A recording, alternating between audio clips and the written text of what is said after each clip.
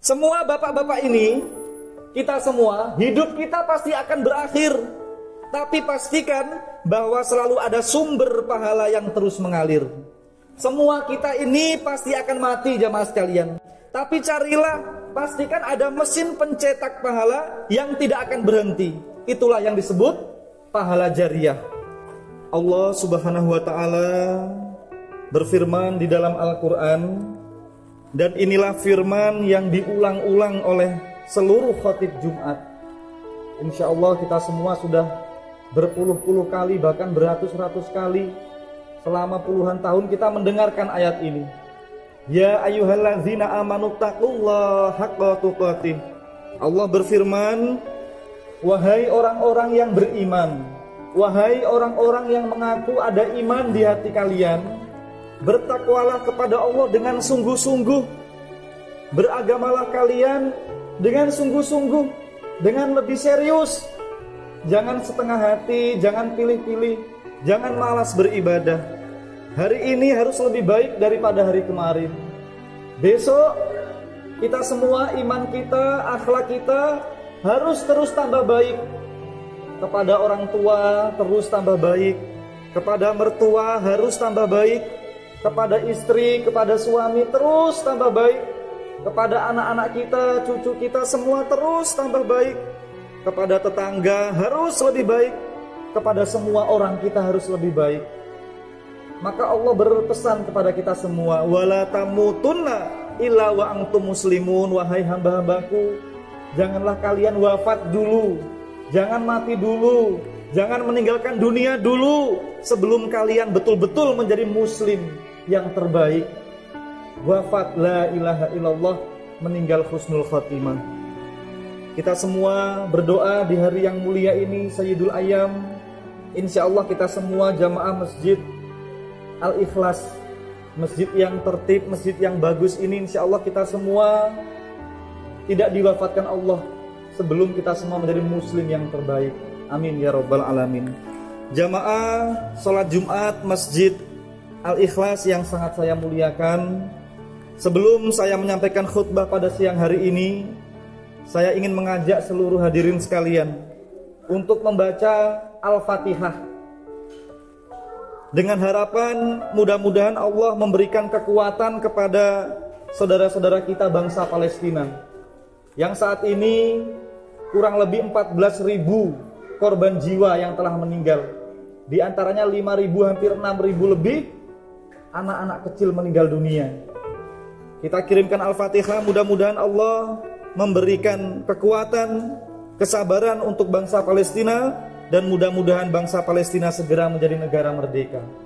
Yang kedua, kita hadiahkan Al-Fatihah untuk orang tua kita, untuk guru-guru kita yang merintis masjid ini, yang merintis Masjid Al-Ikhlas ini, yang mengembangkan masjid ini. Seluruh pengurus dari yang awal sampai sekarang kita doakan, bahkan untuk seluruh jamaah yang menjadi donatur, yang selalu datang ke masjid untuk mengisi kotak amal, mudah-mudahan kita semua digantikan oleh Allah dengan kesehatan, dengan kesembuhan, dengan rezeki yang melimpah, umur panjang dan berkah, serta anak cucu kita semua menjadi anak-anak yang solih dan solehah. Al-Fatihah. A'udzubillahi minasyaitonirrajim. Bismillahirrahmanirrahim. Alhamdulillahirabbil alamin, arrahmanirrahim, maliki yaumiddin. Iyyaka na'budu wa iyyaka nasta'in. Ihdinas siratal mustaqim, siratal ladzina an'amta 'alaihim ghairil maghdubi 'alaihim waladdallin. Amin. Jamaah sekalian yang sangat saya hormati, dalam 10 menit atau 15 menit ke depan saya akan menyampaikan khutbah dengan judul Sumur. Sumurnya Utsman bin Affan. Sumurnya Utsman bin Affan itu simbol kepahlawanan dan semangat perjuangan. Hadirin sekalian, pada suatu saat Nabi kita Muhammad, Nabi yang kita cintai, Nabi yang kita sebut setiap kali kita sholat, beliau bersabda, ada 10 orang yang mendapatkan jaminan dari Allah. 10 orang itu besok akan masuk surga. Subhanallah. Betapa senangnya jamaah sekalian, namanya disebut Rasulullah dan dinyatakan sebagai calon penghuni surga. Di situ ada 10 orang Nama-namanya yang pertama Abu Bakar As-Siddiq, kemudian Umar bin Khattab. Kedua-duanya adalah mertuanya Rasulullah Shallallahu Alaihi Wasallam. Kemudian Utsman bin Affan, lalu Ali bin Abi Thalib. Kedua-duanya juga menantunya Rasulullah Shallallahu Alaihi Wasallam. Kemudian Tolha bin Ubaidillah, lalu Zubair bin Awam, kemudian Sa'ad bin Abi Waqqas yang makamnya dipercaya dimakamkan di daratan Cina. Kemudian Sa'id bin Zaid, Abdurrahman bin Auf, dan yang terakhir adalah Abu Ubaidah ibnu Jarrah. 10 orang itulah yang dijamin oleh Allah masuk surga. Saya membaca sebuah buku jamaah sekalian yang ditulis oleh Abdul Latif Ahmad Asyur. Apa yang akan saya sampaikan ini, saya ambil dari buku tersebut dan saya tambah dari data-data yang lain. Bukunya berjudul Al-Asyratul Mubasysyaruna bil Jannah. 10 orang yang dijamin masuk surga. Saya pelajari satu persatu jamaah sekalian riwayat hidup mereka ini. Riwayat hidup mereka ini saya pelajari. Di antara semua 10 sahabat ini yang dijamin masuk surga oleh Allah, tidak ada satupun yang dijamin masuk surga karena zikirnya semata. Bukan cuma zikirnya semata, tidak ada jamaah sekalian. Mereka dijamin masuk surga itu bisa karena hartanya, bisa karena keringat dan darahnya. Bahkan ada yang double, ya darahnya, ya keringatnya, ya hartanya. 3 itu. Pada kesempatan ini saya tidak bercerita semuanya. Tidak mungkin jamaah sekalian. Satu sahabat pun tidak mungkin, karena ceritanya sangat panjang. Saya akan mengambil satu situs, satu peninggalan sejarah yang itu menjadi simbol kedermawanan, menjadi simbol perjuangan dan menyemangati kita semua, yaitu sebuah sumur. Sumur yang bernama Sumur Raumah. Namanya Sumur Raumah. Itu sumur yang dibeli oleh Utsman bin Affan. Sumur itu kira-kira 3,5 km, 3,5 km dari Masjid An-Nabawi dan 1 km dari Masjid Qiblatain. Mudah-mudahan seluruh yang hadir ini suatu saat bisa berkunjung ke masjid itu, ke Masjid Nabawi atau ke Masjid Utsman bin Affan, ada di situ. Hadirin sekalian yang sangat saya muliakan, memang Utsman bin Affan itu orang yang terkenal kaya raya, kaya raya. Tidak ada yang bisa menyamai beliau, tidak ada yang bisa menandingi beliau kecuali Abdurrahman bin Rauf, Abdurrahman bin Auf. Contoh kekayaan Utsman bin Affan itu hadirin sekalian, pada waktu perang Tabuk, Utsman menyerahkan atau memilikan 300 unta. 300 unta. Unta itu kira-kira harganya 40 juta rupiah. Sekarang ini 40 juta itu unta yang sedang. Kalau unta yang lebih bagus 45 juta rupiah per ekor. Yang kedua, jadi 300 unta tadi kalau dirupiahkan hampir 1,2 miliar langsung disedekahkan oleh Khalifah Utsman bin Affan tadi.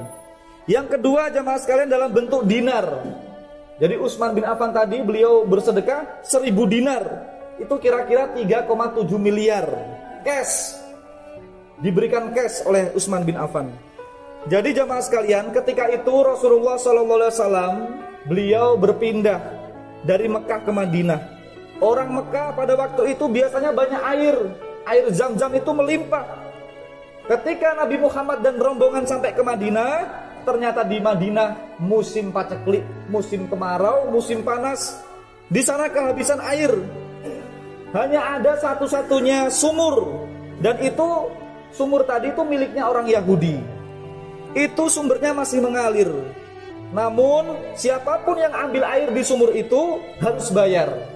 Jadi orang Yahudi tadi menjual air di sumur tadi harus bayar semua kalau ambil air di situ. Kemudian Nabi Muhammad mengatakan, "Wahai sahabat-sahabatku, siapa di antara kalian ini yang bisa mengatasi kesulitan air, saya doakan masuk surga." Kemudian Utsman bin Affan tadi langsung tanggap, langsung sigap. Utsman bin Affan tadi datang ke orang Yahudi itu, kemudian dia mau membeli sumurnya. Orang Yahudi tadi berkata, "Lah, kalau saya jual ke kamu, saya makan apa?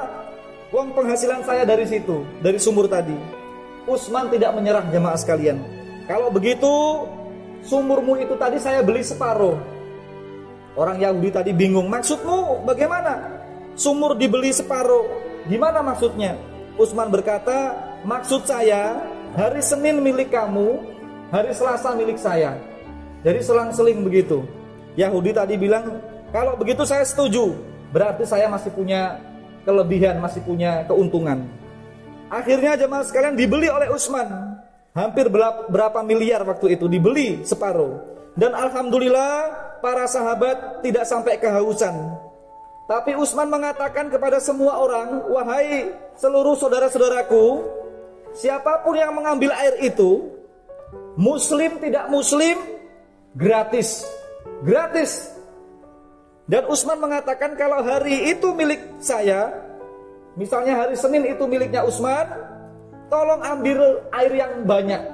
Ambil air sebanyak-banyaknya, karena besok bukan milik saya. Akhirnya hadirin sekalian, memang insting bisnisnya Utsman ini sangat tinggi. Akhirnya betul, setiap hari yang itu jatahnya orang Yahudi, tidak ada orang yang beli. Tidak ada orang yang beli waktu itu ketika hari itu jatuh pada orang Yahudi. Dan akhirnya orang Yahudi itu minta Utsman, tolong dibeli sekalian yang separuhnya itu. Inilah kehebatan Utsman bin Affan. Hadirin sekalian, orang sekaya itu perlu dicatat. Utsman bin Affan itu orang yang kaya. Beliau tidak pernah seminggu tidak pernah khatam membaca Al-Quran. Beliau orang kaya tapi setiap minggu selalu khatam Al-Quran. Bagaimana bisa beliau menyatukan antara zikir dan memanage perusahaan-perusahaan sekian besar?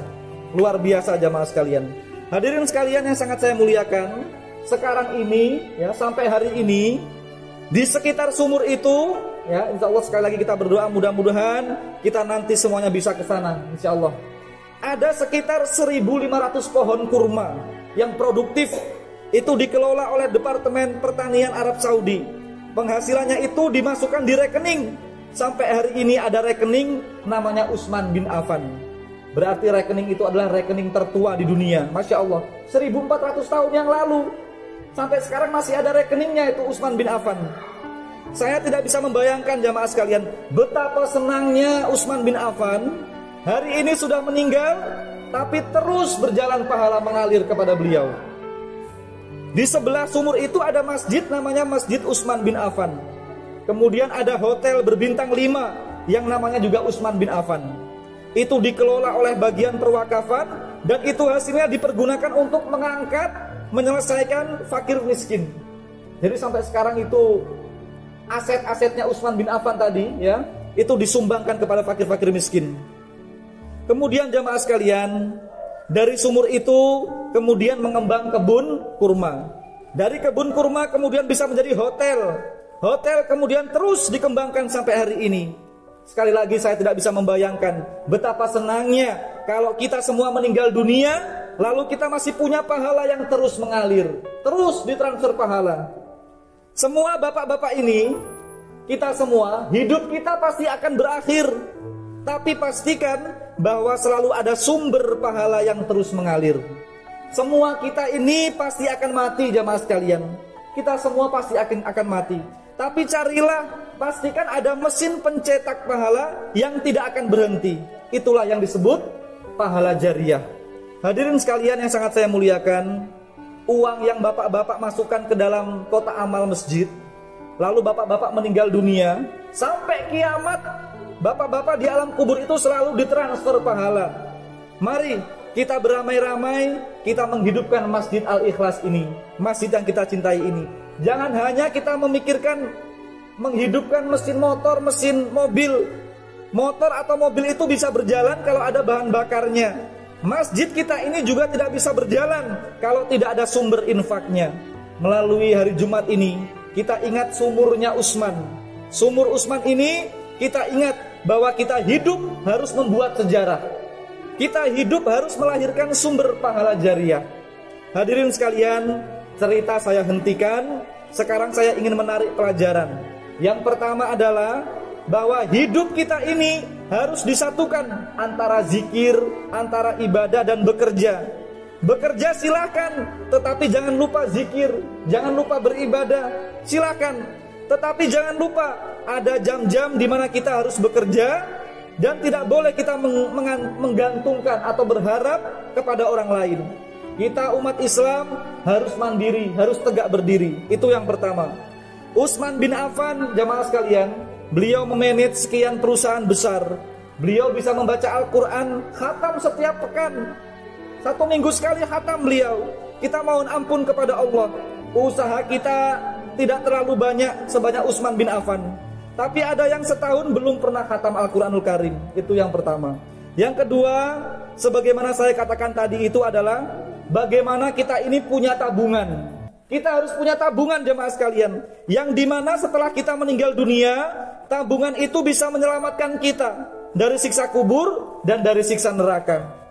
Hadirin sekalian, bisa saja ketika kita meninggal, ada orang masih pantas masuk neraka karena jumlah pahala dan dosanya itu tidak seimbang. Tetapi dengan pahala yang terus mengalir itu, terus bertambah, dalam perjalanan waktu 1-2 tahun, nasibnya orang ini berubah menjadi orang yang pantas masuk surga, sebab timbangan kebaikannya sudah melampaui dosanya. Jadi orang yang meninggal dunia banyak dosa, ketika meninggal ternyata dia banyak kiriman pahala jariah, maka tadi dosa-dosanya diampuni karena timbangan keberatan kebaikannya lebih berat daripada dosanya. Kemudian jemaah sekalian, siapa yang harus kita selamatkan? Jangan hanya kita sendiri yang kita pikirkan. Kita harus memikirkan orang tua kita. Orang tua kita juga harus kita selamatkan. Kasihan orang tua kita, jemaah sekalian. Ketika membesarkan kita, ekonomi belum sejahtera seperti sekarang ini. Jangankan sampai berlebih, menyekolahkan kita saja itu harus menjual apa saja yang dimiliki. Sekarang saatnya kita harus menyelamatkan ibu kita, menyelamatkan bapak kita. Kita sedekah, kita masukkan uang ke masjid ini, ke tempat-tempat fasilitas umum atas nama almarhum almarhumah orang tua kita. Itulah cara menyelamatkan orang tua kita. Tidak cukup dengan istighfar, memintakan ampun kepada Allah untuk orang tua kita, tidak, jamaah sekalian. Tapi ada bukti nyata supaya mereka punya sedekah jariah. Dan yang terakhir, jamaah sekalian, sekali lagi, hidup kita pasti berakhir. Hidup kita pasti berakhir, tapi pastikan ada sumber pahala yang terus mengalir. Kita semuanya pasti mati, bahkan sebagian sudah mati, meninggal dunia mendahului kita. Maka kita harus berusaha punya mesin pencetak pahala yang tidak pernah berhenti. Demikian khutbah ini, mudah-mudahan khutbah ini bermanfaat. Aqulu qauli hadza wastaghfirullah innahu huwal ghafurur rahim. Allahumma ghafir lil muslimina wal muslimat wal mu'minina wal mu'minat al ahya'i minhum wal amwat. Allahumma ya Allah, berikanlah rahmat dan ampunan kepada semua keluarga kami ya Allah yang telah mendahului kami. Bebaskanlah mereka dari siksa kubur dan siksa neraka. Hiburlah mereka dengan doa-doa dari keluarganya yang masih hidup, dan kirimkan pahala dari sedekah jariah yang mereka lakukan semasa hidupnya. Allahumma ya Allah, melalui zikir la ilaha illallah, la ilaha illallah, kami tidak ragu sedikit pun, hanya Engkaulah ya Allah yang bisa menjadikan anak-anak kami ulama besar, atau pengusaha yang sukses, yang dermawan, atau pemimpin yang berprestasi, atau ilmuwan kelas dunia, ataupun pegiat kemanusiaan dan agama yang membanggakan. Allahumma ya Allah, sungguh kabulkanlah harapan kami itu ya Allah. Juga mudahkanlah sekolah atau kuliah anak cucu kami ya Allah. Berikanlah kami dan anak-anak kami sumber rezeki yang melimpah, yang halal, yang barokah, sehingga bisa hidup mandiri, bahkan selalu memberi, tidak bergantung kepada siapapun kecuali kepadamu ya Allah. Allahumma ya Allah, pilihkanlah jodoh yang terbaik dunia akhirat. Pilihkanlah jodoh yang terbaik dunia akhirat untuk anak-anak kami yang sangat kami cintai ya Allah. Allahumma ya Allah, mudahkanlah kami sekeluarga untuk ziarah ke Mekah, tawaf di Ka'bah, lalu beribadah di Masjidil Haram ya Allah. Mudahkanlah kami dan anak-anak kami untuk mengunjungi Nabi Muhammad di Madinah. Berikan kami dan anak-anak kami rezeki yang banyak, sehingga bisa memberangkatkan haji atau umroh untuk ibu bapak kami, mertua kami, guru-guru kami, ustadz kami, dan orang-orang yang pernah berjasa dalam hidup kami ya Allah. Rabbana atina fid dunya hasanah wa fil akhirati hasanah wa qina azabannar wa qina azabannar wa qina azabannar walhamdulillahi rabbil alamin.